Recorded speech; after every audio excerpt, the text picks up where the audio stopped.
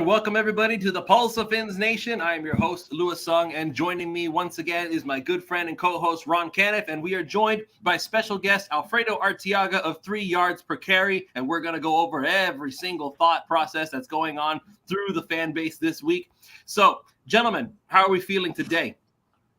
Fantastic. Dolphins are 3-0. Did we expect it? I don't think anybody expected it. I think we were saying 2-2 was a dream. Dream seems pretty good. Yeah. It's turning out better than expected, to be perfectly honest. How about you, Alf? What's going through your mind? What's going through my mind is one of the Bills fans going to stop whining about this game and worry about the Ravens that they play them on Sunday. Never. Hopefully they keep whining through Monday, and then they could whine about why they're 2-2. You know? Yeah, exactly. I don't think they're ever going to stop. They can't get over it. They're all feeling the rage that Ken Dorsey felt. Well, it's the Sun. I don't know if you guys are following the hottest Twitter account going right now, but there's a Twitter account called Hard Rock Sun, and that Twitter account Hard Rock Sun is just I couldn't get enough of it. I ended up following it on all the accounts. My personal account on 3 yards per carry. In fact, I want to offer them a membership to OnlyFans because that account is just awesome. I hadn't seen it. I got to go check that out. No, I'd seen it floating around. I thought to myself, you know what? That's genius. You know, it's one thing to blame referees or blame injuries or whatever, but when you're gonna blame the source of life on Earth for why you lost, then you got bigger problems than having no running game, right? And we're going to get into all of that. But first, let me just go ahead and talk about our sponsors for this show. Of course, it is prizepicks.com. That is a revolutionary fantasy platform where you pick up to 5 different players across professional sports leagues, the NFL, the MLB, the NBA. If you want to go all the way up to the NHL, that's totally up to you to decide. You can choose one of each. You can choose all from one different league. You can choose the over or the under on those individual players' fantasy projections, individual stats, or classic fantasy point projections. Totally up to you to decide. And they will even give you some extra freebies here and there. I remember I won thanks to Brady having to only throw 1 yard. There's other freebies that they'll throw at you, different offers. I know there's a Taco Tuesday thing that our good friend David Friedman constantly has going around. So make sure you use the promo code 5, that's FIVE, and they will match up to $100 on your initial deposit when you sign up. Again, that's promo code 5, FIVE, prizepicks.com, proud sponsors of the 5 Reasons Sports Network. All right, so a lot of stuff to talk about. A lot of stuff going on. Dolphins Twitter, as usual, is rife with activity. You just mentioned, Alf, the Hard Rock Sun account that was birthed as a result of the Buffalo Bills loss. And we're going to call it that because it was the Buffalo Bills loss. You know why I'm calling it that? Because they seem to be much more affected by this game than Miami Dolphins fans are, to be perfectly honest. Well, usually last time I checked, when you look at the scoreboard, whoever has more points wins the game. I don't know why they have to have so many different excuses for why that happened, but, usually that's the way it works. And I love how, you have all these people go on ESPN the next day and say, I've never seen that happen before. When it happened and I say, okay, I remember a Dolphin team doing that to a Colts team where Peyton Manning had the ball for like 16 minutes or so. It was a Monday night game. Yes. And that's all he needed to beat the Dolphins, who ran for like 260 yards on the Colts. Yeah. So, and I thought that Dwight Freeney was going to die in that game. Well, it happened again. It tends to happen. You keep people out of the end zone. And if you dig into that game and you look at what Josh Burrow was doing with his defenses, let's just say we got ourselves a hell of a coach. We always knew we had a hell of a coach. I kept telling people that would ask me, oh, you think that it was Brian Flores? Like, well, what do you think Josh Boyer did for 2 years here? What do you think he did for 15 years in New England, coaching the best secondary in football in New England? The guy coached like 5 Pro Bowlers, okay, in 15 years. He was in charge of the secondary for damn near 15 years of the New England Patriots, a defense that was top 5 12 times. What do you think he was doing here for 2 years? Getting Brian Flores' coffee? No, he knows what the hell he's doing. And had we not given him the job for good this offseason, he would have been somebody else's defensive coordinator because somebody else would have had the brains in their head to give somebody with a great resume a job. And I'm just happy that Josh Boyer is, people are finally learning that, Josh Boyer wasn't just running around getting Brian Flores' coffee last year. Guy knows what the hell he's doing Great game plan against the Bills. I think it helps too. I mean, we're kind of going back a little bit more preseason chatter, but I think it helps too that when the one time McDaniel with San Fran faced Boyer's defense, that they had no answers for that defense. I think that really helped him make that decision because that was fresh in his mind about how tough that defense was to go against. So I'm glad that worked out. That game kind of I probably would have made the decision to keep him anyway, but I am glad he kept Boyer. Obviously we got some things to clean up, but definitely better than just starting all over on defense. It put us ahead of the game. Yep, for sure. So I'm going to go ahead and we're going to get started with our tweets. I believe Manny's still in here. Yep. So we're going to start getting into some of the comments that were made. So Ron, you sent out a post wanting the honest opinion why this 3-0 start feels different from other years we've started 3-0, because we've done that before, and it's been like maybe we get our hopes up and then it just kind of falls all apart. So first one is from Paul Vetter. Last time they were 3-0, we went to New Orleans and got absolutely exposed. So I guess we're feeling some PTSD from all of that. But the question becomes... All I'll tell Paul Vetter is this. If Chris Greer trades Tua Tagovailoa, Jalen Waddle, and Tyreek Hill for Ryan Tannehill, Jakeem Grant, and Devontae Parker, or Albert Wilson, because that's who was doing the business in those top 3 games, then yeah, we should probably fire Chris Greer, because that would be an awful trade. Those are not the guys. Okay, Adam Gase was the coach then. Mike McDaniel's the coach now. This team is a lot better than that 2018 team. And that's kind of what makes it feel different, right? And we beat better team. We've beat better teams this year than that year too. I don't remember all the teams we beat. I know the Raiders were one of them. They weren't very good. They beat Tennessee. They beat Tennessee in a 12-hour game. Oh yeah, I was at that game. Oh, the 12-hour game. Yes, that was in the press box. Okay. That Tennessee team, as I remember it, wasn't that good. That was before Derrick Henry became Derrick Henry. Yeah, that was before they had Tannehill, too. Yeah. We had Tannehill. Yeah, we had Tannehill in that game. Okay? That was Marcus Mariota, right? Yeah, we had Kenny Stills and Devontae Parker were the starting wide receivers. Okay? The following game, they played a horrific Jets team and beat them 20-12. Okay? And the third week, they beat the Raiders, and all 3 of those teams did not make the playoffs that year. So those were 3 terrible teams. And that was the game where Albert Wilson and Jakeem Grant did the high five to the end zone. Mm-hmm. I mean, listen, though, that was some great footage, okay? That was fun to watch. We got to admit that much, watching them high five down I want to see Tyreek and Jalen Waddle do that now. Them just marching down the field together, and they just high five before they get into the end zone. I think that'd be funny. And they'd be leaving everybody in their dust. All right, so next and Ron, you picked this one, Valley Boy Sports. So this is like this is the antithesis to Clump, right? This is his burner account. Last time we went 3-0, it was with Jakeem Grant, Albert Wilson, Ryan Tannehill, and Adam Gase, as Alf alluded to. This time it's Tyreek, Jalen Waddle, Tua, and Mike McDaniel. So there's a big difference why it's so different.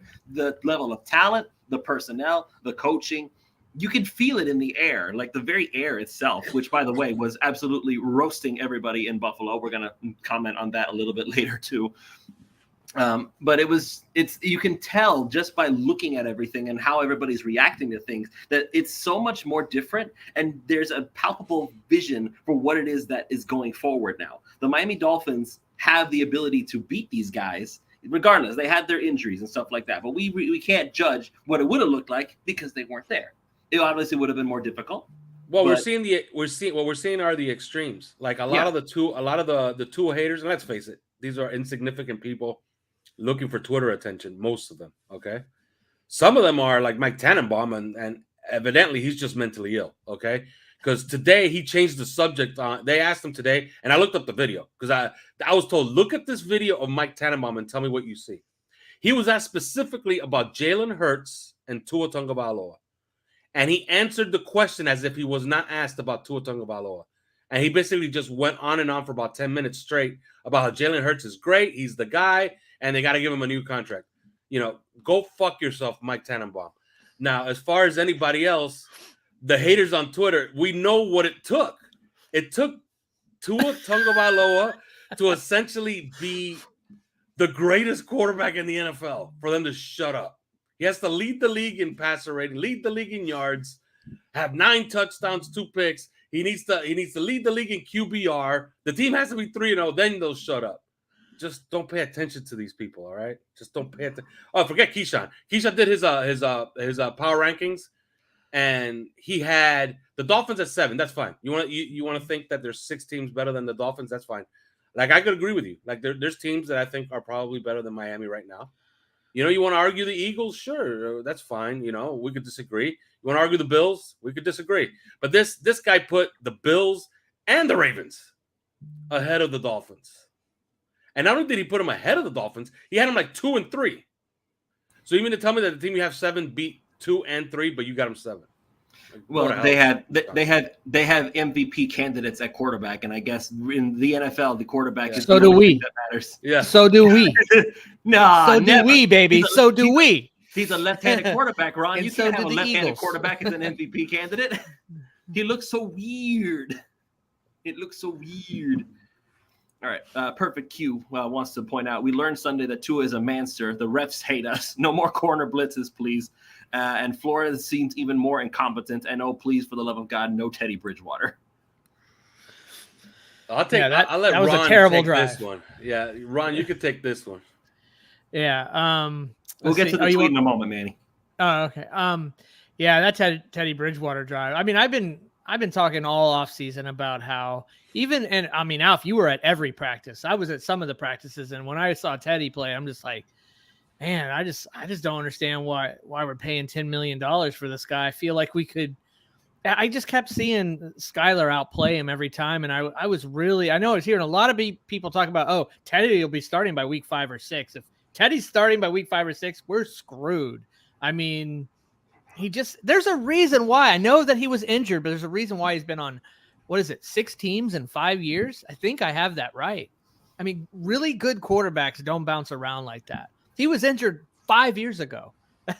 You know what I mean? Like, that injury's done. He's just not. It's the I don't know. Just the just He doesn't look like he wants to be there. Everybody's on that rookie season he had, and everybody was projecting what he would be, and they're still projecting it. They're still in their mind thinking what they thought Teddy Bridgewater was going to be in year 2 or 3 before the injury, and they're still putting that in their head that he is that guy. He just isn't.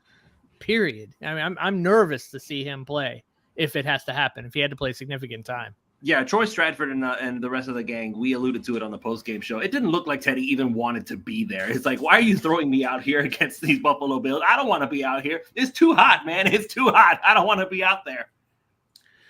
I think that the answer is I think the quarterback room, like, you can't turn over the quarterback room to just Tua and Skylar Thompson, a rookie. Okay, a 7th round drafted rookie. Teddy Bridgewater is probably a calming influence, and you see him on the sideline, like, he's pretty active. He's more active than other backup quarterbacks. Oh, the team loves him too. Like, they're talking to him a lot. Like, he's not like by himself. Nobody cares about him. No, he's definitely a locker room guy. He's just isn't great on the field. I'm sure they love him. Yeah, but it's like there's a problem when your backup quarterback is more active on the bench than he is when he actually goes into the game. Well, hopefully that's going to be his best role, right? That's the thing. That's what we hope. Yeah. Let him just be a support piece for Tua, but we hope that he never has to play extended time. Yeah, and if you trust this coaching staff with everything that they've done so far, you should trust them with this decision as well, right?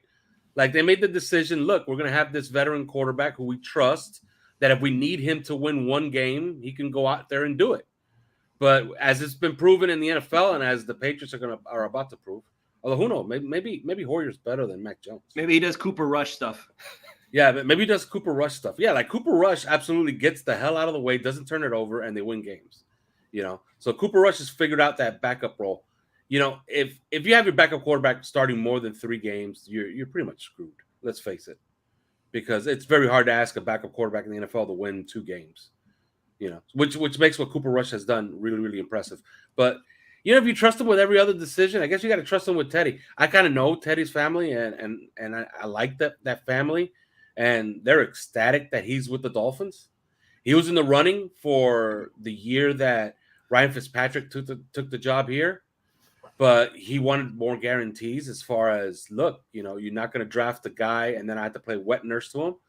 And they couldn't guarantee it to him. They said, no, you're not necessarily the guy for this year. and he decided to take another job. He took the Jets job, I believe, that year. So, Ryan Fitzpatrick took the job instead.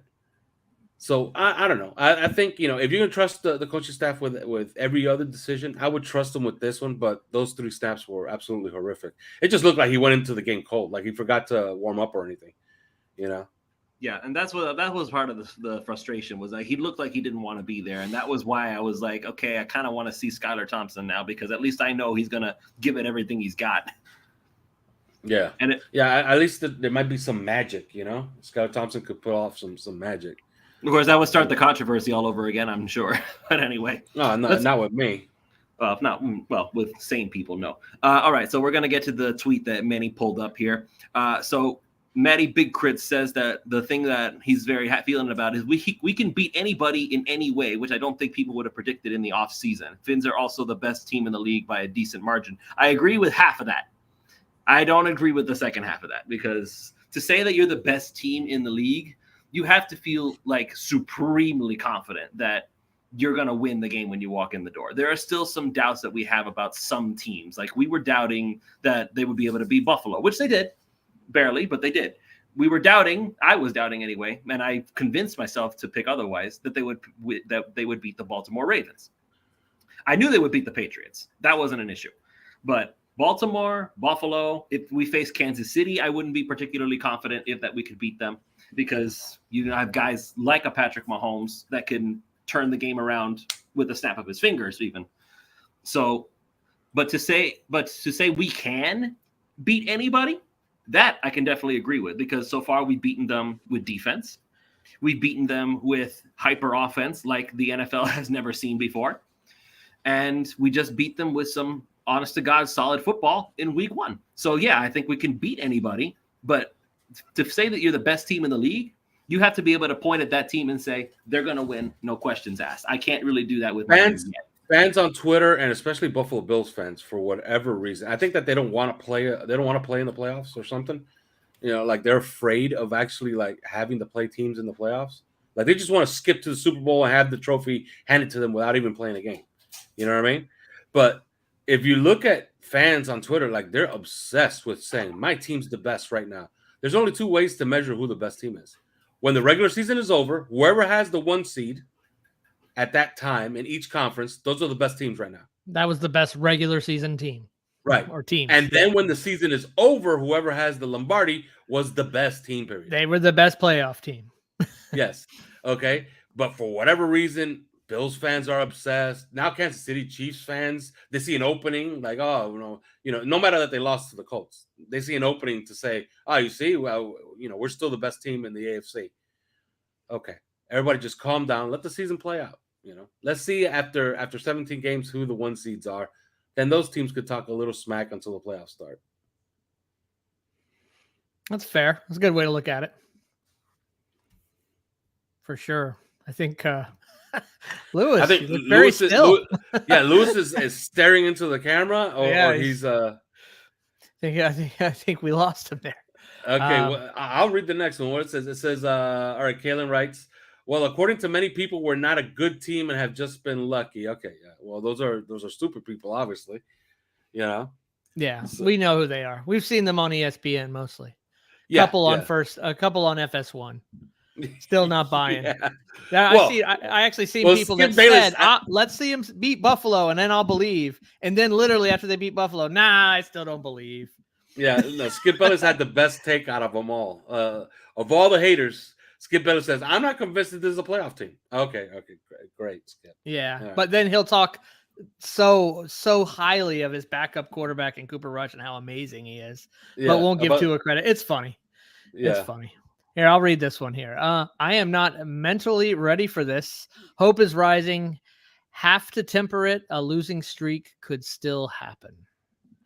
I mean, I really think if a losing streak was going to happen, I think we would see that maybe when the schedule gets real tough again in December, possibly.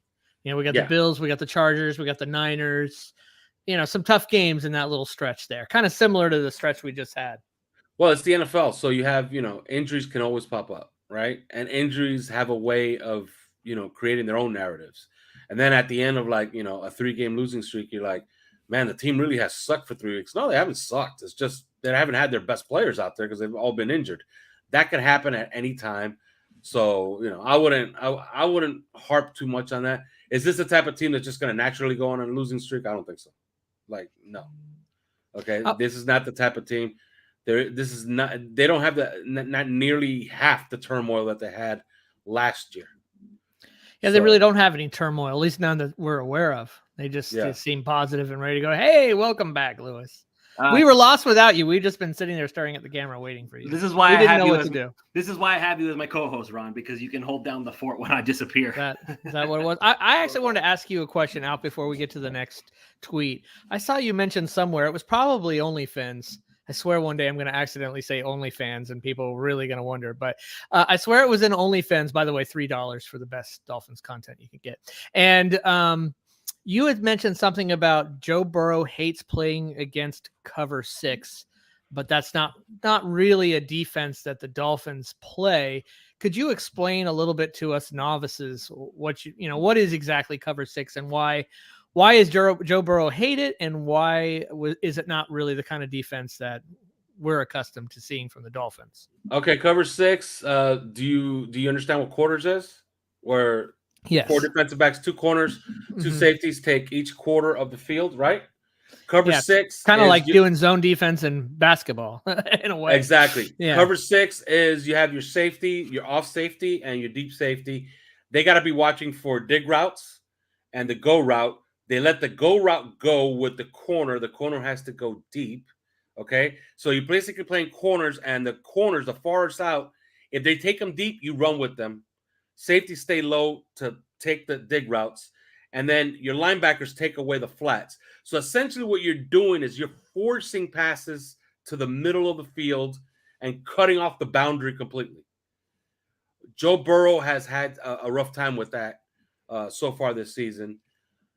He tends to smoke single high. Like if you give him single high, it makes the game really, really easy for him. That's some of the stuff that we've done. But, hey, Josh Boyer's in charge. I'm not in charge. So I don't have to come up with a game plan.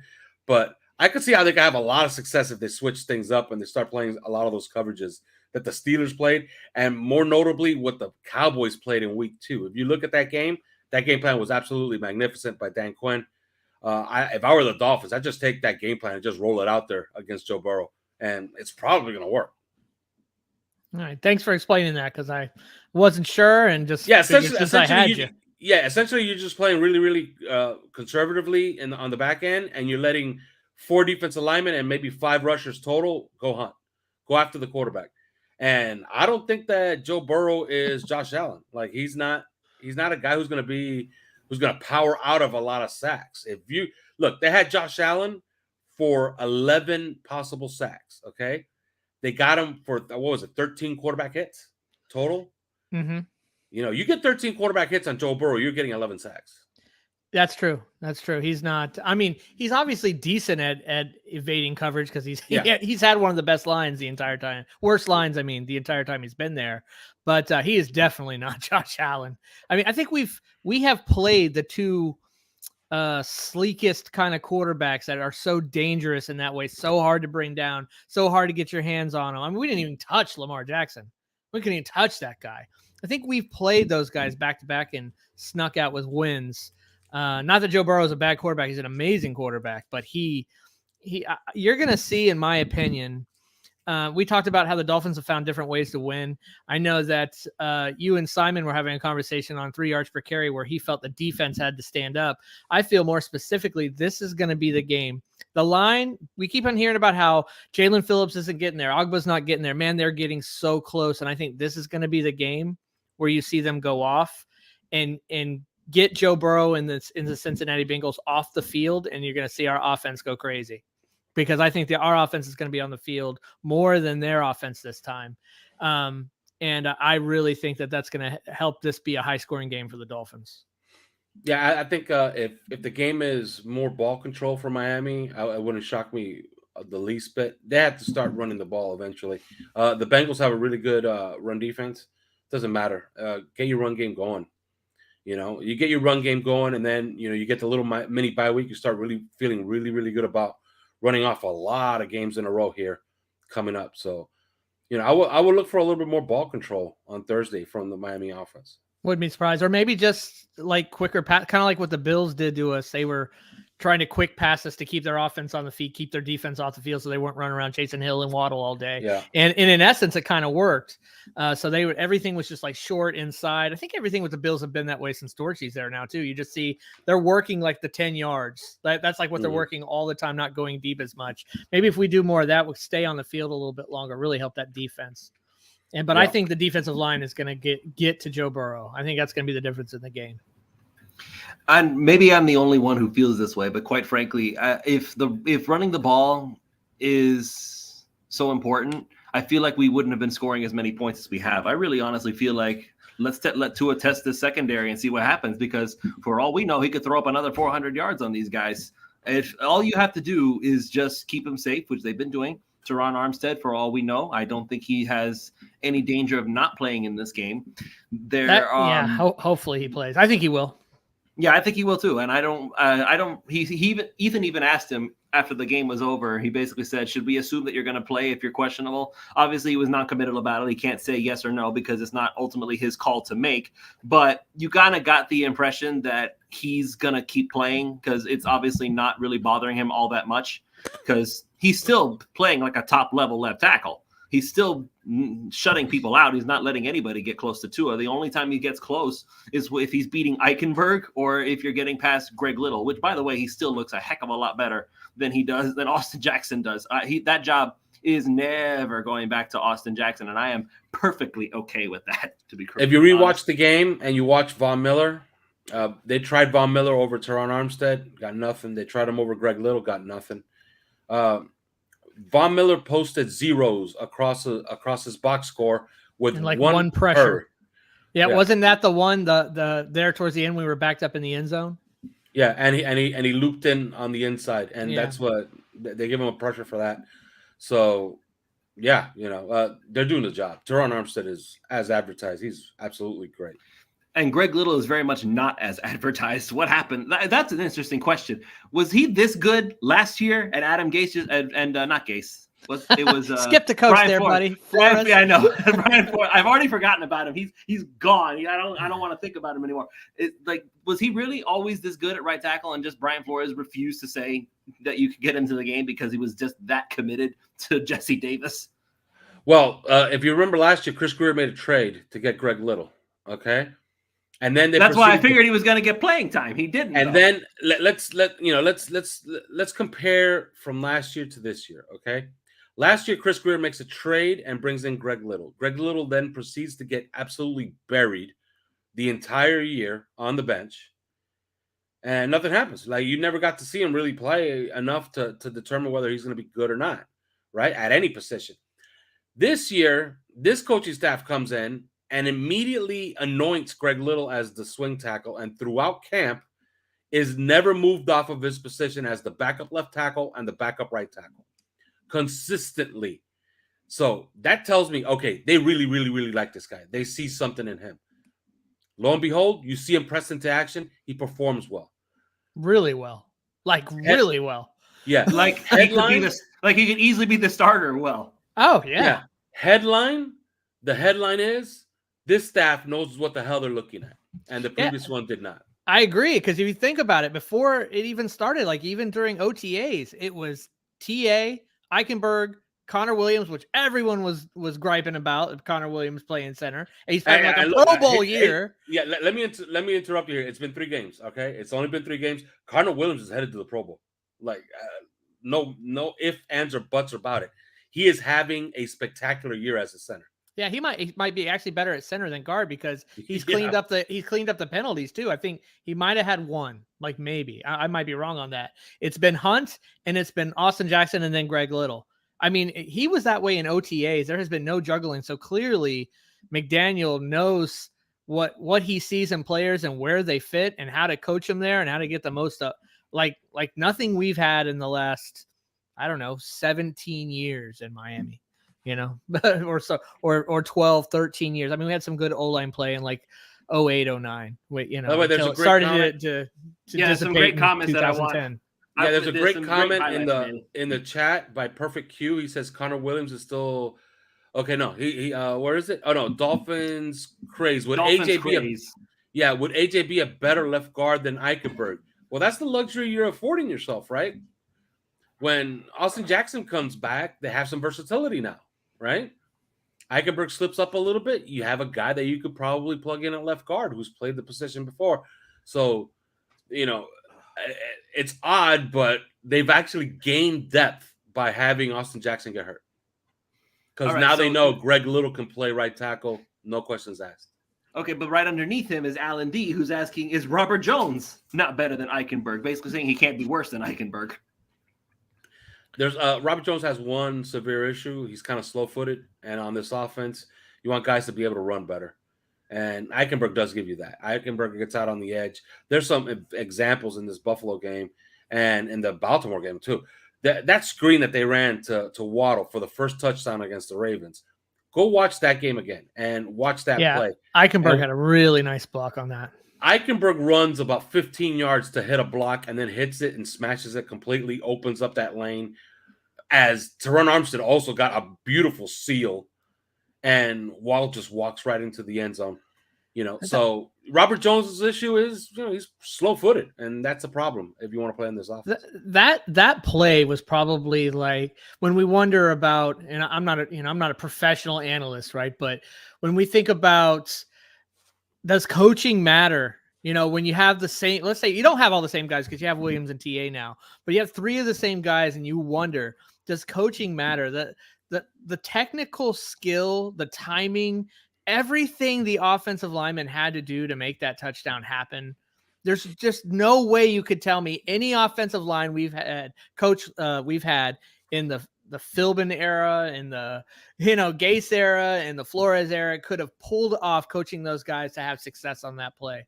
I would not believe you in a million years. There's no way. And Joe Philbin coaches O-line now for the Cowboys. You know what I mean? You could never convince me the Cowboys offensive besides McDaniel could do that. And suddenly the Cowboys offensive line does not look nearly as formidable as it once did. That should No, it does not. No, it does not. All right. So perfect cue again. Regardless, it appears this offensive staff has gotten better play out of this O-line with the same guys than the Flores regime. Oh, for sure. It also helps that Matt Applebaum is the head guy now and not Lemuel Jean-Pierre, which, all due respect to him, he stayed on as an assistant offensive line coach. I'm glad he's willing to learn. But I'm really happy that we have Applebaum now instead. All right. Next tweet from Fins in Victory Formation. I don't think we're talking enough about the second half adjustments the coaching staff has made in all three games. Absolutely.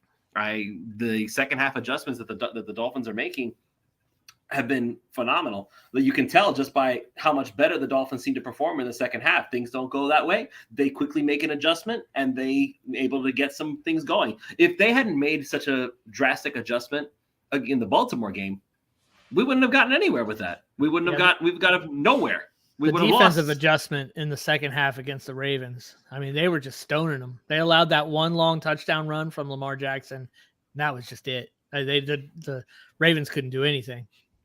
And against the Buffalo Bills, it was the same thing. I want to point out that I was questioning all over on Twitter, and I know that we're trying to give Josh Boyer his dues, but he had to throw away his initial game plan. His initial game plan was to blitz the crap out of Josh Allen, and Allen kept beating him, just dunking it to Devin Singletary every single time. So for the most part, he had to back off of that a little bit. And if you dig a little deeper, into the game plan that they had against Josh Allen, man, it was better than what you saw.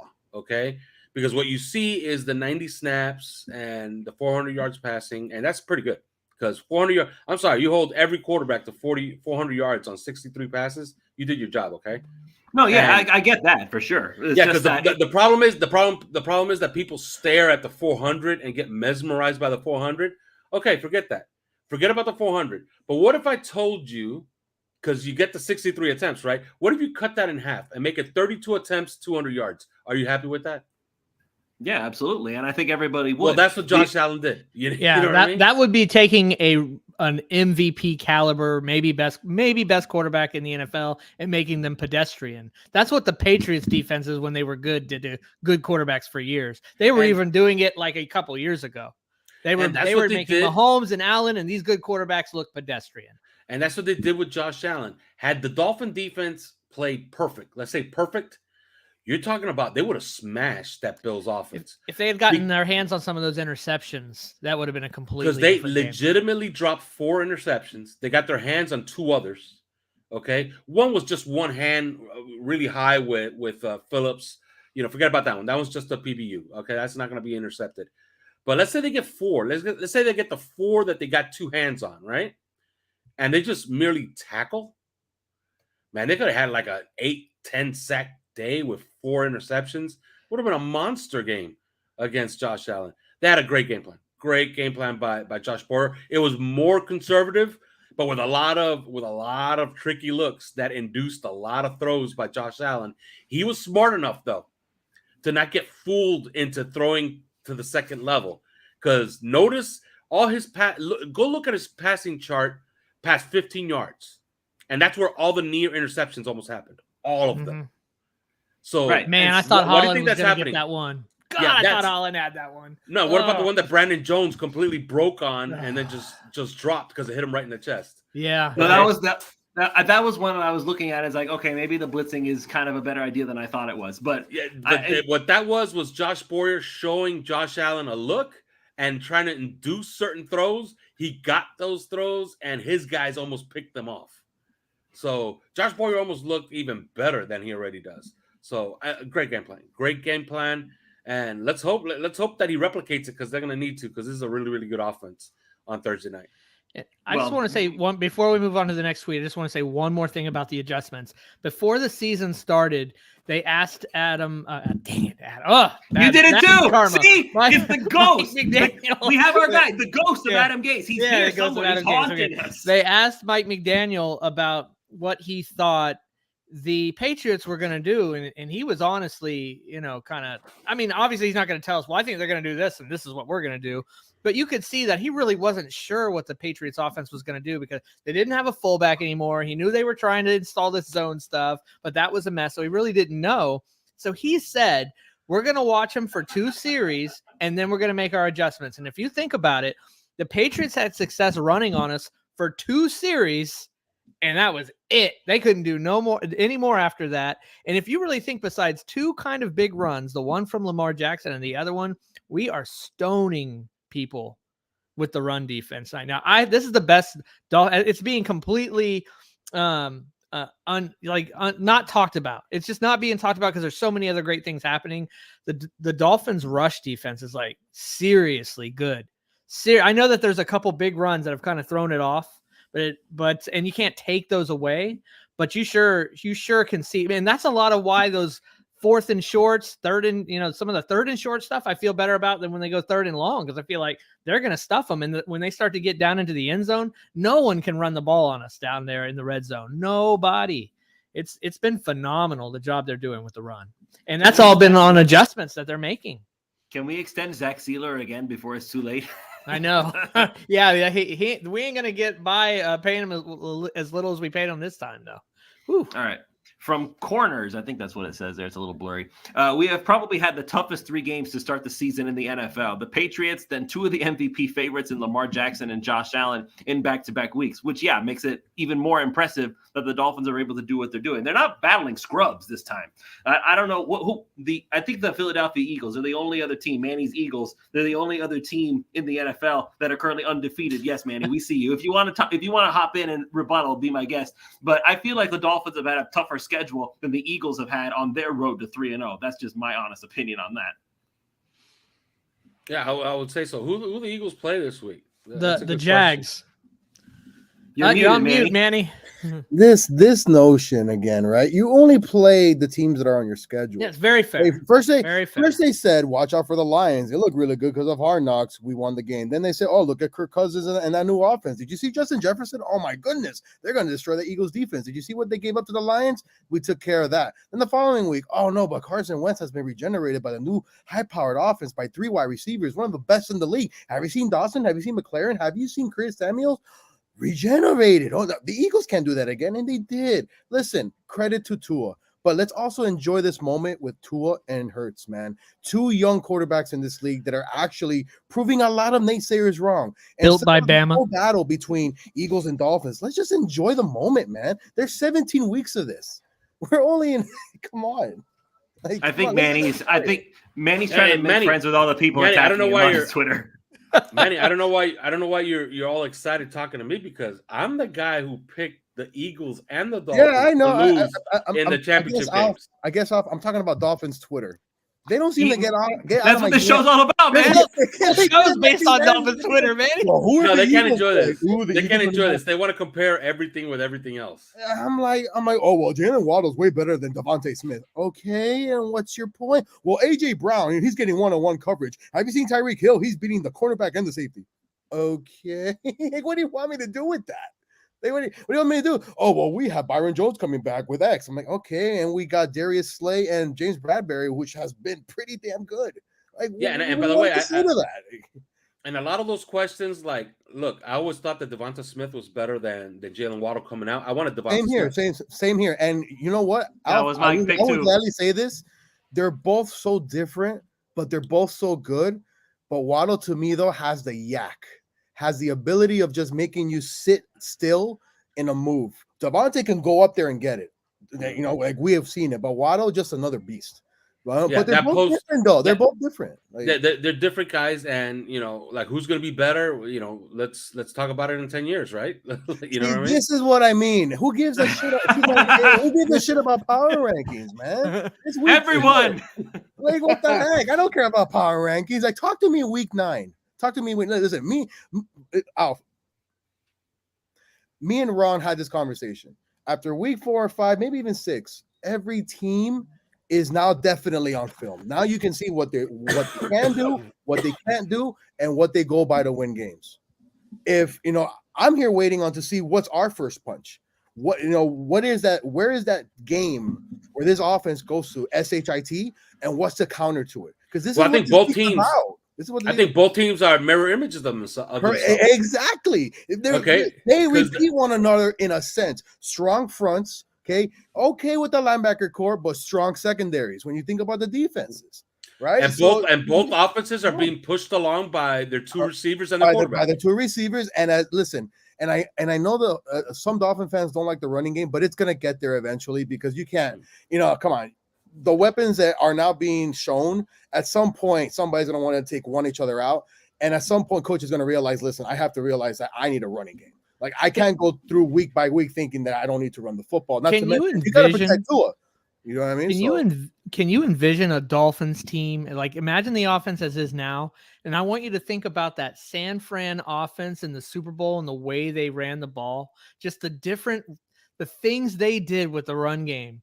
Especially in that game, because it's not like I watch San Fran every week. They were probably doing that every week. I don't want to go undefeated. But in that Super Bowl game, the way they were running the ball was just unreal. If the Dolphins could get even a semblance of that with what they've got going on in the secondary, I think they'll be one of the hardest to stop offenses. They will just be so tough to stop. And then I also think, though, Ron, after we saw Jimmy G on Sunday night, it's quite clear that Tua has more throwing capabilities than Jimmy Garoppolo. I don't know why anybody thought otherwise. It is not even more, but you have people here that said that ESPN told them because he was better. Yeah, that's what I'm saying, though. But you have people here saying that, Jimmy Garoppolo coming to his office. Like, what planet are you from? Like, there's a reason why the man couldn't win the Super Bowl. Okay, common sense. And there's a reason why when you look at their progress, bro, they've had a solid defense all this time. Not to mention a solid run game along with it. But with what we've seen from Tua, you got to give credit where credit is due. This man is putting the ball on spots to score touchdowns. Like, what is it? Like, Jimmy G is throwing interceptions in triple coverage. Like, running out of the back of the end zone. Oh, they're running out of the back of the end, bro. Yes. He made Dan Orlovsky look like the Nobel Peace Prize now. Are you Justice for Dan Orlovsky. No. Blame Kyle Shanahan. I'm not gonna blame Kyle Shanahan. It was a simple play action, 3-step, throw the football. Why the hell are you backpedaling? It's just if you think about it, he was actually lucky that it was a safety. Oh, because he threw a pick 6 on that same play. Yeah, but listen, and in getting back, this Dolphins front is really good. They're really good. And I think the acquisition of Ingram, not only did it create depth, but Seiler is unblockable at fucking most times. You want a little bit more from Wilkins, but we can't really complain. He's doing his job the best that he can. Manny, I don't need anything more from Christian Wilkins except one weird, unnecessary roughness penalty every game. Just make sure you're sneaky enough about it. Also, for all you Bills fans, we should have won that game. I'm sorry. How many quarterbacks can actually win a game throwing that much? How about you have a damn running game for once? How about you run the football for once and not relying on your quarterback in 95-degree heat coming from another freaking place of the freaking continent, country, and come down here and I don't know. These Bills fans really were annoying as well. Be courteous to your opponents, man. Listen, turn off the sun when they get here, man. Alf, I had Bills we're going to get the U.S. government. We're going to get OSHA to come up in here and turn off the sun, okay? Alf, I had Bills in my DMs telling me, why are the Bills in the sun? Why is the Miami Dolphins in the shade and my team in the sun? Are you kidding me? You know how many teams have to go to Buffalo when it's -20? I'm sorry. Shut up. Get out of here, bro. But yeah, that's my rant. Listen, and if the Eagles and the Dolphins continue on this run, instead of it being against each other, let's enjoy the quarterbacks, man. Because in retrospect, Jalen Hurts is shutting me up. Like, I didn't believe he can throw middle. I didn't believe he can throw left. Right now, he's throwing with precision. He's throwing with accuracy. And guess what? He's letting the game come to him. Same thing with Tua. First 2 years, you've seen it. When you don't have this type of help and coaching on a consistent basis, it affects you. And right now, two young guys are looking like they're going to be the franchise guys of the league. And it's something that instead of pointing fingers, let's just enjoy the moment. So there you go. Thank you, boys. All right. They don't go nowhere. We got to do our 3 NFL topics. We're running out of time. We got to make sure you get there in time for 5 on the floor. I'll stay here. Oh, is that next? Yeah, we got it. We got running out of time. Okay, bro. So we basically, I basically picked 3 topics of the league. We talk about and we turn it back around to kind of correct. So you guys remember when Jimmy Garoppolo said after last week, it was like riding a bike. It's it feels like I never left. It's so funny how they lose the game the way they did on Sunday night. And he's acting like, well, I needed training camp. I needed off season.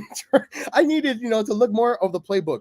Is that more of Kyle's fault, or is that just in a sense that the organization itself, they're just imploding it week by week, no matter what happens? Okay, wait, Ron, you're blaming Kyle Shanahan? I'm looking at Garoppolo. Yeah. Garoppolo and Shanahan have been there already. What changed other than the Mike McDaniel hire, which, by the way, I think had a lot more to do with it than anybody's going to give credit. I think Mike McDaniel was the real genius behind the offense at this point because Garoppolo's been there. Like, you can't tell me you have to learn the play. What, you have to learn the playbook all over again? It's the same playbook. Did you see the Jimmy G that they got close up on him during the game? Did anybody see that? Yeah, and he said your plays effing suck. or they're the same plays or something like that.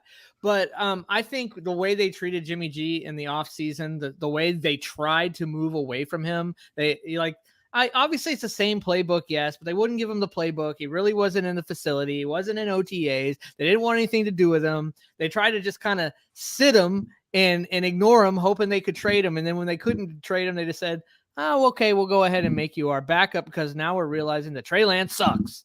What you know what I mean? And so it was kind of like he went from not even thinking he was going to be with the team, not even really part of the team, to, oh, yeah, you're our starter now. Go win us the game. Not really fair. Honestly, even though he's been there and it's the same system, not fair. Yeah, what happened there is the same thing that Chris Kaufman talked about this on our podcast, and is a reason why we kind of like Tua a lot. It's because of his character. What happened to Jimmy G was he just got into his feelings, and he was having a 6-month-long temper tantrum, and then the temper tantrum just bled into the season. Tua had some of the similar stuff. Look, Tua could easily demanded a trade after that second year. 99% of quarterbacks would. They would have. I want out of here. I'm done. But no, he'd been crying. He grinned and bared it. And look, and right now there's a story breaking on USA Today because Ryan Fitzpatrick is going to be doing the show for Amazon Prime. He's going to do the pregame and the postgame. Although we do encourage you to go check out Louis Sung. He's going to be on channel 39 WSFL on the post-game. Which is the only place that local key people can watch the game, unless you so you're going to be able to see him on the post-game show. But if you're not seeing him on WSFL and you are on Amazon Prime, you're going to see Ryan Fitzpatrick. Ryan Fitzpatrick did an interview, and he was talking about the relationship between Tua Tagovailoa and Brian Flores, and he basically confirmed what we all knew, that it was absolutely toxic. Okay, our coach hated the quarterback. Period. He didn't want him. He didn't want him starting, and he was going to try to sabotage him at all costs. And it's hard to play quarterback like that. Okay, any other quarterback. Look, I was the top 5 pick. I was at Alabama. I won a national championship. I was a Heisman runner-up twice. And you're going to sabotage me? Trade me. Send me to Washington. Send me to New Orleans. Send me anywhere. But get me the hell out of here. But no, he didn't do that. You want to know what I wonder though, Alf? I wonder if a lot of it had to do with the fact that Fitzpatrick was there, maybe talking in his ear, telling him, "Listen, man, not to Flores, to Tua. Like, listen, kid, I understand. I've been where you are. I've struggled through my career. This too shall pass. Just hang in there, and you will get your due rewards." I wonder if part of that had to do with it, because I know that Tua's mature, but after a point, every man has his breaking point. Everyone has his breaking point, even Tua. So I wonder if Fitzpatrick was able to calm him. And everybody wants to feel wanted, okay? No matter in whatever walk of life, okay? You're given a job, and then you walk in every day, you say hello to your boss. And Alf, your boss turns his head to you. And doesn't never talk to you, you're gonna be like, you know what? Screw this guy. I don't want to work. And you're also getting paid millions, right? Like it's one of those things that not everybody has this type of job. So, all right, guys, let's get to the second one. This will probably be the last one. Not everything is going well in Chiefs Kingdom. After scoring 30 plus points against the Arizona Cardinals, many thought that maybe this Andy Reid offense was, hey, listen, they didn't really need Tyreek, but of course, if you are a common fan, you would know. Listen, it's just week 1 out of 17. Wait, did you say only 30 points? Only 30? The Kansas City Chiefs scored? Only 30 points. Oh, called to stop the presses. The Chiefs only scored 30 points. So in their win against the Chargers, the offense wasn't really impressive. Let's be honest here. Herbert threw the pick 6 and the game was over. Sunday, though, introduced a new dilemma, right? You have a Colts team that looked absolutely like they didn't even belong in the National Football League the week before against the Jaguars. Matt Ryan looked washed. And what do?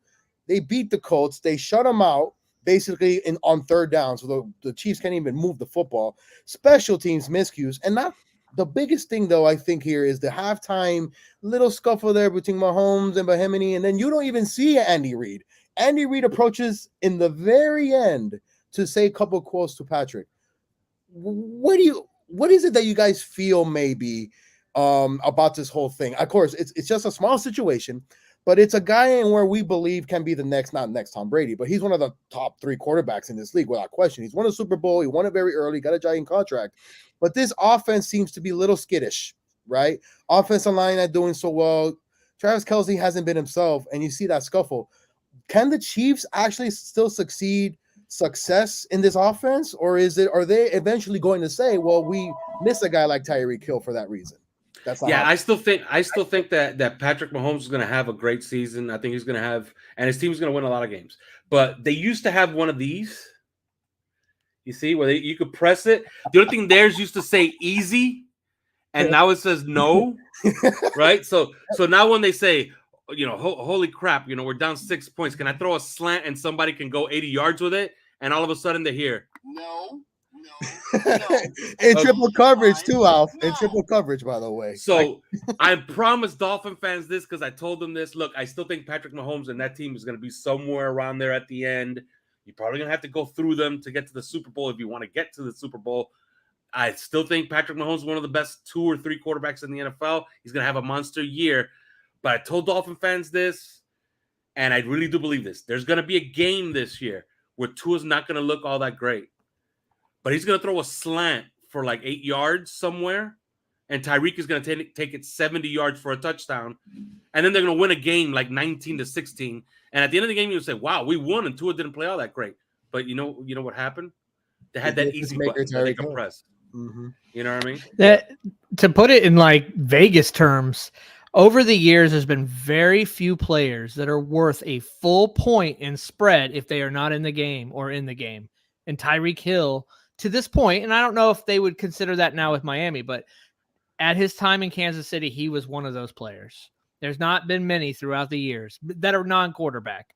Quarterback's different. Many of them are worth multiple points. But one guy where one player, non-quarterback, was worth 1 point if he was out, they would change the spread on 1 point, and that's Tyreek Hill. There's no way you can tell me you can remove him from any team or put him on any team, and it's not going to make some difference. By the way, breaking news, guys. On Thursday, the Miami Dolphins are going to wear all aqua against the all whites of the Bengals. Nice. So it's the white tiger versus the aqua fins. Mm-hmm. Pretty dope. Pretty dope. Lewis, you okay there? Yeah, I Lewis likes a bit better on the other side of me. It's like, no, because I know Manny's got it. I know Manny's got to do 5 on the floor, but no. Show a proper send off. We're good. All right. So, but yeah, I also wanted to chime in with this whole thing. Yeah, go ahead. I would like to propose that maybe not just the fact that Patrick Mahomes is missing Tyreek perfect Q, because obviously he is, like, that's the cheat code that they don't have anymore. So now Patrick Mahomes can't play as much backyard football as he wants to. He can't just run around and find his guy wide open. They're going to have to fight for it a little harder. So he's just going to have to learn how to cope.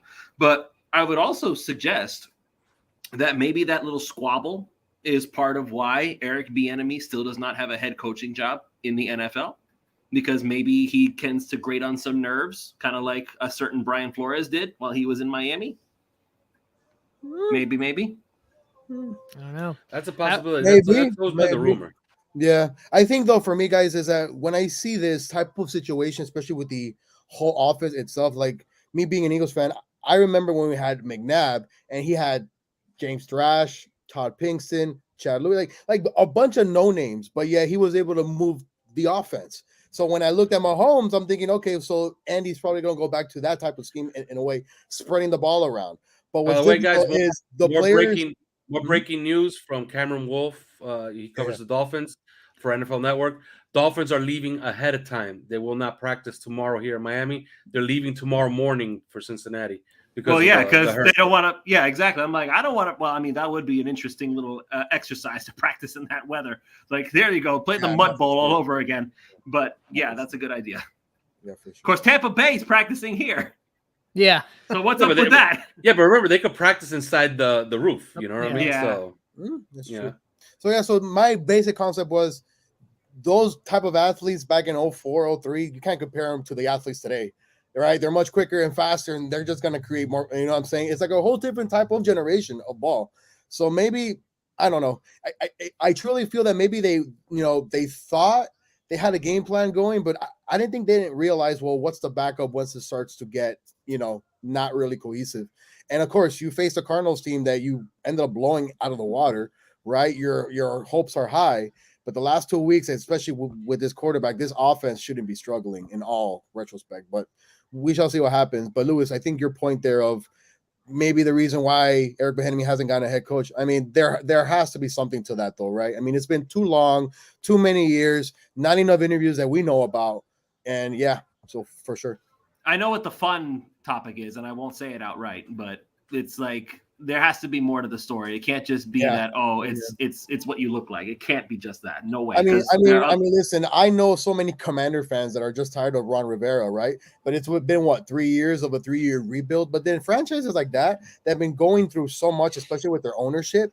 Like, it's not just the coaching, though, guys. It's all about the owners, the guys that are at the top. It all starts up there. So you got to be able to go from top to bottom, and it has to be cohesive. It's like one doesn't work without the other. So who knows? Yeah, no, and you gotta have some synergy between what you are investing in. You know what I mean?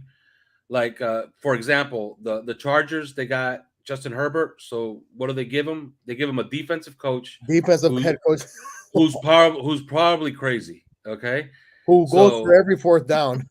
Yeah, who's gonna get canned? Like, there's no doubt about it. I don't know if you saw this game, but Justin Herbert is in that game down 38-10 with 2 minutes left, taking hits on blitzes. And they asked Brandon Staley afterwards, and they said, no, he felt like he could still play. No, that's where you take him out. You're down 4 touchdowns with 2 minutes left. You're not Tua, okay? You're not coming back from that. So sit down. Oh. So are you saying, Alf, that Herbert is not as good as Tua Tagovailoa? Is that what you are implying? All I'm saying is that before the year, no way that Tua was better than Justin Herbert. Now I'm saying, stay tuned. There you go. My Justin Herbert analysis has gone a little bit sour. I kept saying it over and over I again. think the Raiders game really inspired me. And then after it got to me, and then our former guy who's on with us and Juan, he kind of convinced me with my right ear, and now I'm just listen, because he's a troll and you know it. But it's we say that with affection, by the way. But I digress. Amen. I said it over and over. I've been saying it for years, and somebody finally made the comparison. I think it was honestly, who was it? Was it Greenberg who actually said this? Is that the Tua? No, it was it wasn't Greenberg. Max Kellerman on his show. He had said that the type of quarterback that Tua is takes longer to develop than gunslingers like Herbert, because gunslingers have the strong arm, they can squeeze it into tight spaces, and some guy is going to come down with it eventually. Guys like Tua, they're surgeons. They need time to develop their skills. You can't just go in there with a jackhammer and say everything's going to turn out well. Those kind of quarterbacks take a little longer to go. Look how long it took Drew Brees. It took for Drew Brees forever to become Drew Brees. If he had become Drew Brees before... Yeah. So Ron, you categorize Drew Brees as a gunslinger? No. Look at how long it took Drew Brees. Oh, Drew Brees to develop. It took his second team, really. If Drew Brees before, and then he was just phenomenal. If Drew Brees was that unquestioned future Hall of Famer that he ended up becoming in New Orleans back when he was still in San Diego, they would have never let him get out of there. Loaded team, Tomlinson and Gates and you're right. And by the way, Josh Allen, if you watch Josh Allen's career, he spent 2 years learning how to play quarterback.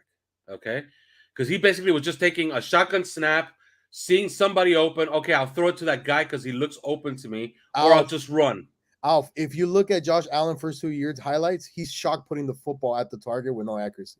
Yeah. It takes time. It definitely takes time to throw it 45 yards and to throw it like here. Right, instead of it being precisely over the head. And look at this game against the Dolphins. Look at this game against the Dolphins. I talked about it earlier on the show. Josh Boyer went to work, okay? And that's why you look at his passing chart past 15 yards, and there's 4 possible picks in there because Josh Boyer kept baiting him. But what did he do? Josh Allen was smart enough to say, you know what? I'm not going to fall for this. I'm going to keep taking everything you're giving me. Correct. Yes. And I'm going to try to beat you that way because I'm going to get close enough where then I could beat you with my arm.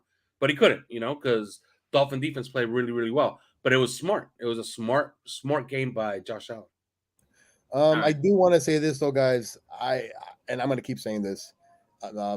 Matt Jones, to me, is just not a quarterback. I'm sorry. I know he got hurt, but besides that, he threw another interception again against Baltimore. And I don't know what else to say to Patriot fans. And all. Well, he threw 3, right? He threw 3 against, or 3 of them. But 3 interceptions and then ankle sprain. One of them was as clear as day that his man wasn't going to get open because one, he ran the wrong route, and then the other one, he was trying to force it in between 3 people again. I just don't understand. It wasn't 6. Well, he's improving then. It wasn't 6 people. I don't know, but hey, the Eagles do face a young quarterback that finally got his first road win in Trevor Lawrence against the Chargers. Oh, Peyton Manning got his first ever road win against the Chargers when he was a rookie. So there you go. Well, look, and I guess we could end it right there. We could end the show right there with the last piece of NFL news was that the Jaguars are for real, and Urban Meyer was worse than we thought because all of a sudden, Trevor Lawrence, as advertised so far this year, you look at him. Peterson. Well, we knew Doug Peterson was a good offensive coach. We knew he could do Doug it. So Peterson. You don't like your emotions on Sunday. Soriano's doing good. You're 3-0. You don't like your coach? Hey, listen, my coach is not talking about flowers growing out of the ground and it becoming a good foundational family. Hey, listen, we're making progress here. Okay, we got leaders now, but Dougie, people have a soft spot in my heart. He won the Super Bowl with Nick Foles, right? Was that what it was? He sure did. Before we go, though, we got to do our picks. We can't leave without doing. Oh, that's right. Yeah.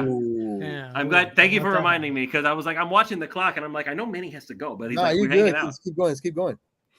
All right, so yeah, so the last thing that we always do on the show, we always make our picks for the next game, which of course Cincinnati Bengals coming up on just 2 days away. Hard to believe that we're already there, but I think the Dolphins are going to appreciate the rest that comes after that. So we always pick our MVP, our overrated guy, and our surprise of the game kind of player, and then we make our actual score. So I'm going to go ahead and start with you, Alf, since you're the one who's the guest of the show. Who's your MVP for the game for the Dolphins? Who's your underrated player, the guy that you don't expect is going to be there, but he will? And the overrated guy, who's the guy you expect him to do stuff, but he's just going to fall on his face.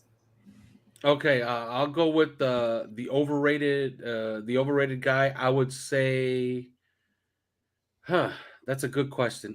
The overrated guy, I'm going to say, let's say Waddle doesn't have as good a game as he's had so far this year, but Tyreek probably will. So let's say underrated. I think this is the game where Edmonds has over 100 yards of total offense. Okay, I think he's going to touch it a lot in this game on Thursday. And as far as the score, I really do believe that this is a bad spot. Good teams beat teams at home on Thursday night, period. No matter who you're playing against, okay? It's a short turnaround. They played 90 snaps on defense. Dolphins are not supposed to win this game. This is basically house money. If they do, we're talking about a serious run here. We're talking about something. We could talk about this thing getting up to like 10 or 11-0, okay, at some point. So I say that they lose a squeaker, okay? I think that'll be fun.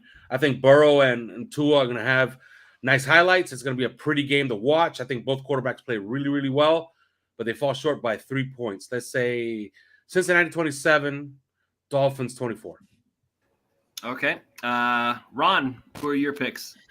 All right, so my MVP, I'm gonna give it to Jalen Phillips. I think he's gonna get to Burrow and get to him a lot. I really think he's gonna have his coming out game. We keep asking, where's Phil? What's he doing? He's not doing anything. The guy that comes down to earth a little bit. I don't know. I'll do the guy the underrated guy. I kind of agree with Alf, but I agree on a different player. I think it's Mostert that's gonna have a big game. I think Mostert has 100+ yards. I think he starts to get loose. So, you know the guy who I think will be underwhelming, but he's just been a little underwhelming. Maybe he's the only free agent he's a fullback, so and an Ingold. So maybe I'm just not watching him closely enough because I'm a ball watcher. But he does block. He blocks really well, but yeah, Ingold hasn't really just done as much as I was expecting. I just thought we'd get a little bit more from him, but maybe they just haven't called his number yet. Oh, and I think the Dolphins win like a 38-35 type game. So you're predicting a major shootout this time, like a legitimate. Oh, absolutely. Our offense is fresh and ready. And our defense is not. and I think our defense is going to be tired. Although I think Phillips will still be the difference in the game, even though they're going to score a lot on us. I still think Phillips will have a really good night. I think that defensive line is going to get to Burrow. I think it'll help be the difference along with the offense. That I personally think that if you gave them 9 or 10 possessions, they're going to score 4 or 5 touchdowns, like every single time. I just have no doubt about that anymore. And if they get in the red zone, they're scoring a touchdown. Almost that percentage by the end of the year to his red zone numbers, and the Dolphins touchdowns when they get in the red zone numbers are going to be through the roof. And probably the only other team that'll get close like that will be Buffalo.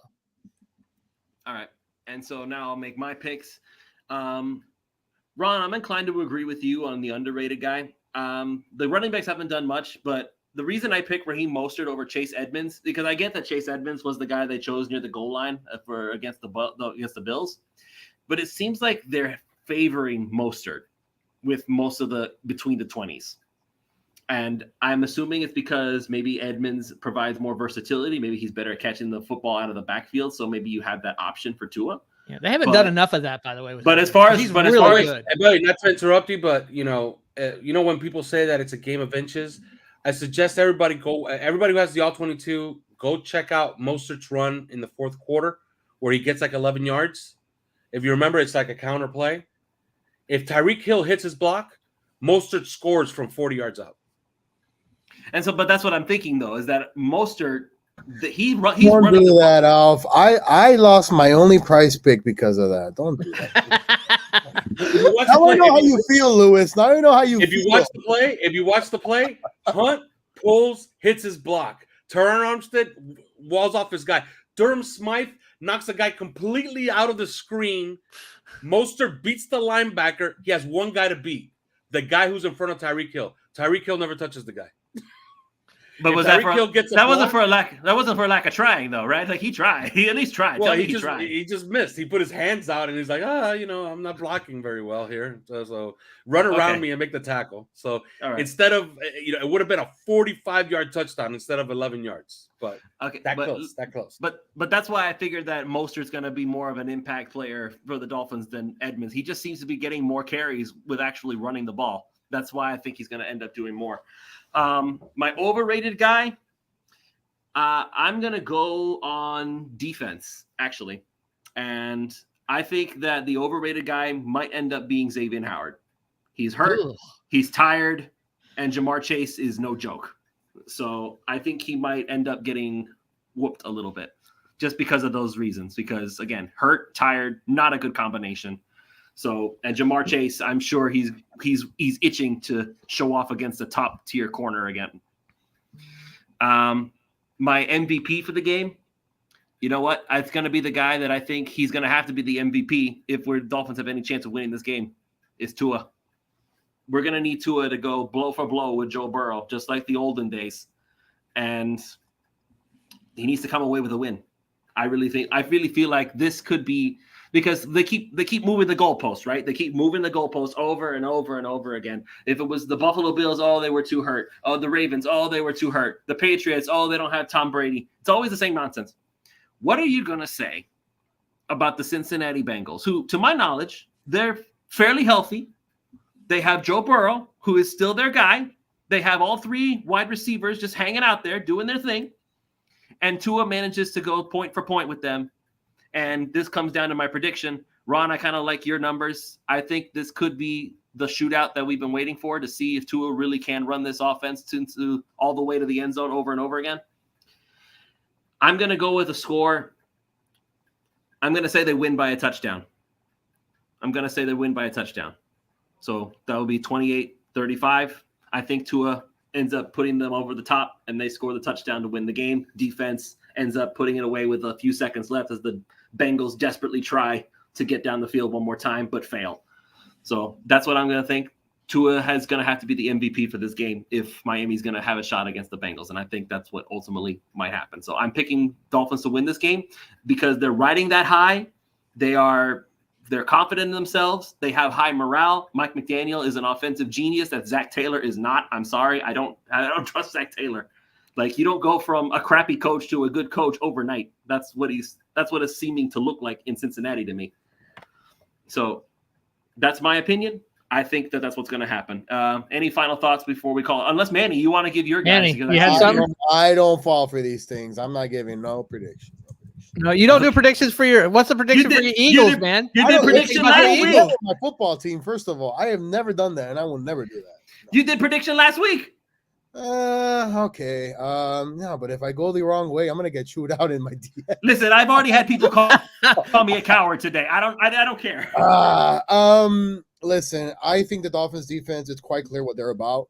I just feel like this offense on a short week, though. But again, how is Tua's back? Right? Is he going to be needing painkillers? How's his ankle? Things like that. Like, I'm not even talking about the concussion that happened, because it's quite clear he had a concussion and he passed protocol and he came back in. If we get into that conversation, we'll be here another 45 minutes. Exactly. No, he did not have a concussion or a head injury. Manny. The injuries that were given to us today by NFL Network, it says back and ankle. Yep. I think this team is going to have to run the football. Do I trust it right now? I don't on a short week. Oh, the hell with it. Miami 31, Cincinnati 31. Do you mean that, or are you just saying because you don't want to get yelled at?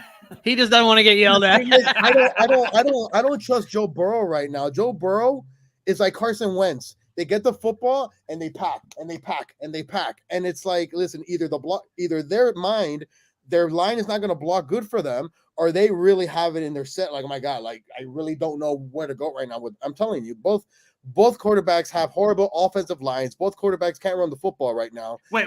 Which both? I don't think the Dolphins are horrible anymore. Oh, Wentz. Okay. I'm about to say it's like Dolphins don't have a crappy one anymore.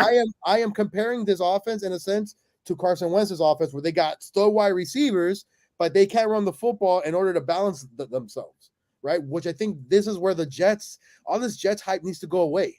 Like, you can't lose. I'm sorry. Like, this whole Jets hype has to go away, by the way. You can't lose. It will. Don't worry. Did I miss that? Seriously, did I miss that? I didn't remember the Jets having any hype. What was the hype in the preseason? The hype was all over Twitter. Where have you been? Joe Flacco. It was Alf knows this. They freaking beat the Cleveland Browns, and they were the greatest. The Cleveland Browns. Oh, Garrett Wilson is the next Wayne. Jacoby Brissett. Where were you guys, bro? What planet? Oh, Sauce's Island. What is this? By the way, I cannot wait. I cannot wait for that game, man. Listen, these Jet fans. If you remember, I interviewed Sauce Gardner at the draft. Remember, and I asked him that question. I set him up for that question. He fell right into it, where he said, he doesn't care that he has to face Tyreek Hill and Jalen Waddle or Stephon Diggs. That they're just other receivers to him. Remember, when we beat them by 5 touchdowns, I think we should thank Alf. Alf will be the reason why it happened. Alf, if you get locker room access, I don't know if you do or not. If you get locker room access, you need to talk to Tyreek, and you need to tell him that the week before the Jets game that you said that because Tyreek is already calling out Eli Apple. I want to see what he does about Sauce Gardner. I want to know what he says. I think that would be the best quote ever. So yeah, there you go. It's gonna be a fun game, and to reiterate, it's just a short week, man. But Dolphins are better than Cincinnati. They have a better team than the Bengals. I believe that. But I think this is a pretty big advantage that the Bengals have on a short week. I don't know. I just feel like our offense is about as fresh as you could get. So it's almost like I almost feel like you could use the game plan they used against the Bills, and it would still be fresh. There's no film. It's like it never happened. And for 2 or 3 non-Dolphins fans, or maybe you're a brand new Dolphins fans this year, and when we keep talking about how much improved our line was, if you really want to see what the Dolphins defensive line looked like last year, you don't have to go back last year to the Dolphins line. You could watch last night's game with the Giants offensive line. That is what our offensive line looked like the entire year. And when I was watching that game, it's like, man, I'm talking with a friend. He's a huge Giants fan. It's like, man, I remember these days last year. This is what our offensive line looked like the whole time. Yeah. And then also, I think the way that the cornerbacks are playing this whole thing with X and the Ravens, it was just one play, right? Like, against Baltimore. But then you look at, Nick Needham has stepped up a little bit. And in general, the whole defense itself has without. Kader Kohu. Like, let's bring him back. Kohu has been a savior. So listen, it is quite clear. You're not going to be able to contain them all, but the pressure that's going to be on Burrow. I mean, that right there has to be where it starts, right? I agree. Listen, you give any quarterback in this league more than 4 or 5 seconds to find somebody, it's going to be open, quite possibly. But not for Josh Allen. Yeah, Josh Allen. The longer Josh Allen's back there, the worse it gets. Stupid, man. Yes, it's true. You make your man throw so impossible. Learn how to run the football for once. I don't know. It's just me. Hey, they face Baltimore this week. That should the be Bills and the Ravens. That's going to be a good, nicely matchup to see where Miami stands in a sense. If we're ranking the teams 1, 2, and 3, this would be the losers bracket for us. Correct. You guys are in the B bracket now. We beat you both. Wait, are you Bengals? We're gonna go play the Super Bowl conference, the AFC Conference Champions. You guys fight it out for 2 and 3. I have a Bengals fans in my DMs. Oh my god, man! How do you invite this stuff? Fans. Like, do you like you invite this? You have to. Like, why, I have been telling. Louis. I have been telling Bengals fans all summer long.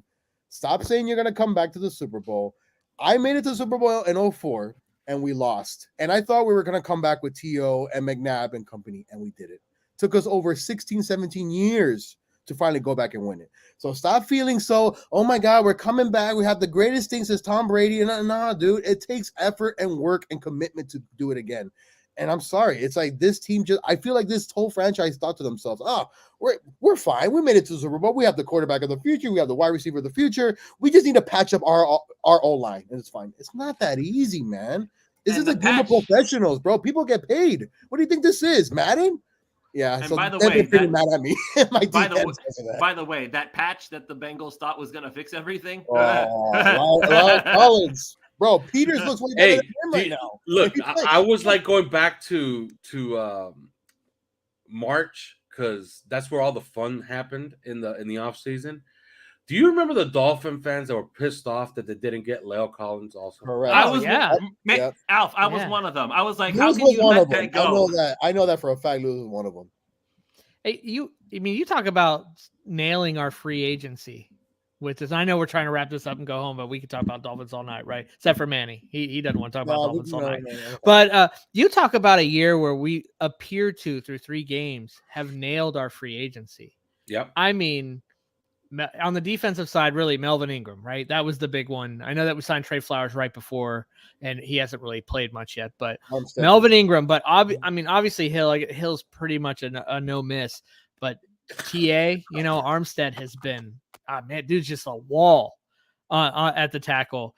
And Connor Williams is, like we talked about before, and the level he's playing at. Mostert and Edmonds are the two we really haven't seen get off yet, but we can see the talent. We know that they're good and why we signed them. We just haven't seen them produce yet. But it's just been phenomenal what they've done with that free agent pool this time. And usually by the you're way, 50-50 on that stuff. I want to give a special shout out. I'm just going to do this. Of all the white wide receivers that we've picked up over the years, the Griff Whalens of the world, of all the River Craycraft is turning out to be the best one we've had in a very long time. Yeah, even Sherfield, besides the butt punt, and even Sherfield and Craycraft, you could see why we signed them. They weren't just there to help teach the guys the offense. No, we're not going to talk about that, right? Because the game ended in the W. Yeah. But by the way, does River Craycraft have a catch that's not a touchdown this year? I think you're right. I think he has 2, and they were both touchdowns. I didn't think about that. You're right. Let me see. He's a red. I guess he's a red zone threat. I am seeing all touchdowns, unless this website's wrong. That's funny. That's wild, Bo. The River Craig. Listen, if at this point, what was your tell that to Kyle Pitts who has yet to catch a touchdown pass on this damn continent. Damn it, his one touchdown's in Europe. What? Oh my god, bro. Ron, what was your solution for the Craycraft situation? I remember you tweeted it out. Oh yeah, everybody's worried about. What are we gonna do with Craycraft and Jones? I think it's really simple. Number one, we only have 52 players right now, so you can bring Craycraft in, and there's your 53. And when Jones comes back, I think Hunter Long goes to short-term or long-term IR. Probably short-term. I think this team likes to play it kind of quarter by quarter. They know they can. We can put a guy in IR for 4 weeks because something always happens, and we'll figure it out. We've seen them do that so far. They seem to manage the roster at the bottom of the roster well, and they made the right cuts, right? Because some of these guys, if you cut Easy E, he's gone. Somebody's going to grab him. I know we always overhype our guys and think everybody's going to be picked up, but Easy E absolutely would have been picked up. So they cut guys that, have been in the league, hanging around a little bit, probably not going to get grabbed, bring them on the practice squad, even though really, if you think about it, the 5th wide receiver should probably be in their mind Craycraft and not Ezunkama. But because they knew what people would do if they cut Ezunkama and try to put him on the practice squad, they go the opposite. It was smart of them. And where you go the opposite, what the Jets did, and they had 7 players claimed. That's not because the Jets are some Pro Bowl 60 deep, team. It's because the Jets just weren't smart about who they were cutting and who they were keeping, period. They just went 1 through 53. These are my 53 guys, cut everybody else. And that's why that happened to them. Do you agree? Do you agree on that, Alf, or any other thoughts on that? Absolutely. And not only that, let's give a lot of credit where it's due. Because a lot of Twitter GMs and Twitter coaches were all saying, I just saw Eric Ezunkama tear up preseason, right? But then you have an availability with Wes Welker. And that's one thing I really appreciate about this coaching staff, the previous coaching staff, for whatever reason. I guess it's the Bill Belichick way. It's the Patriot way. They thought they were guarding the nuclear secrets, But, they have a coach availability, and Wes Welker comes out and says, you know what? Easy's not playing until he has a full grasp of what we're trying to do. And if you look at the precision that some of these guys have run their routes, that's why they've appreciated River Craycraft. You got to look at that slant against the Bills. That play is run the perfect depth and perfect choreography between that. when they run that, they had that little bunch formation. If you watch Gesicki, how he runs the clear out on the inside part of the slant, which holds the safety and opens up the window for Tua to throw into. If that's Ezukama running it in that spot, right?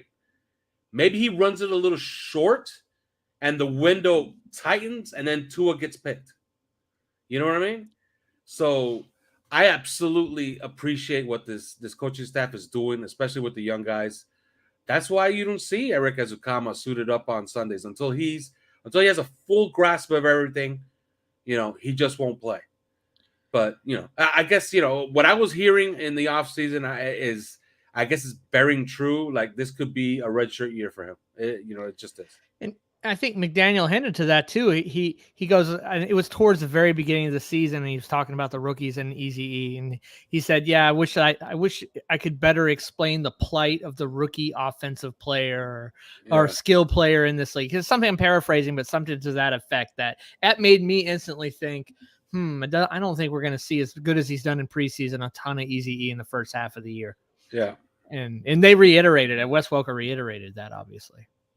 But you know what? The veteran leadership that's on this team, and I wrote the column about it, I think we might start seeing a lot of these younger guys start playing a lot better than we think they are. Jalen Phillips, I know he's good.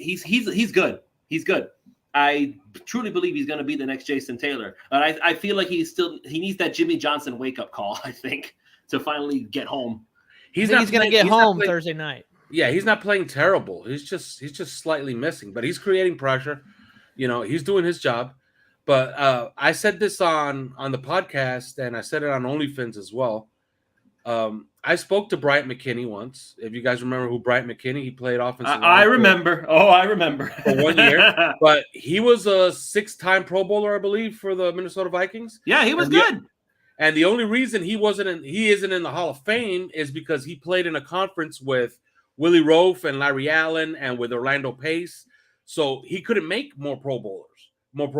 But had he played in the AFC, maybe he makes 8, 9, 10 Pro Bowls, and he's in the Hall of Fame. Bryant McKinney is one of the best offensive linemen in the history of the NFL. Like, out of the top 100, he's one of the best left tackles, okay? And I had a conversation with him when he played here that 1 year, and he said that if he was building a team, every single unit would have a vet. If you have a young team, you need one vet to basically take control of that unit, even if he's not the best player. Even if he's not the starter, it should have a vet. Look at this team. Look what they did in this offseason. They basically emulated exactly what Bryant McKinney said. They put a vet on every single unit, and it's paying off. And some of those vets are actually performing, like Teron Armstead. Armstead, yeah. Like Melvin Ingram. So, I love the roster construction. I love this roster. I think this is a really, really good team. I have to say almost every position. There's no veteran on that tight end spot. There's nothing at tight end besides Gesicki. Gesicki's the veteran. He is the veteran. Yeah. All right.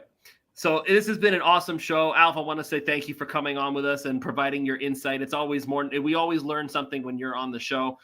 We're also going to go ahead and say thank you, Manny, for producing everything. I know that he's been hanging out with us. He's been hanging around longer than usual just so that we could keep doing our thing. Ron, thank you very much. And for everybody who gave in their tweets, everybody who's been commenting with us, thank you so much. You are the reason that this show goes. And I'm going to go ahead and say one more time, thank you also to our sponsor, Prize Picks. All you have to do is you just go on to prizepicks.com, use the promo code 5, that's FIVE, and they will match up to $100 on your initial deposit when you sign up. By the way, considering my prediction of a Miami Dolphins shootout, I think now would be a good safe bet to go ahead and choose the over on Tyreek Hill and Jalen Waddle again, because at least if nothing else, they're going to lower the yardage a little bit because they didn't produce that much in the previous game. So you're going to have to keep an eye on that. So once again, promo code 5, FIVE, prizepicks.com. Thank you all so much for joining us, and we will see you all next time.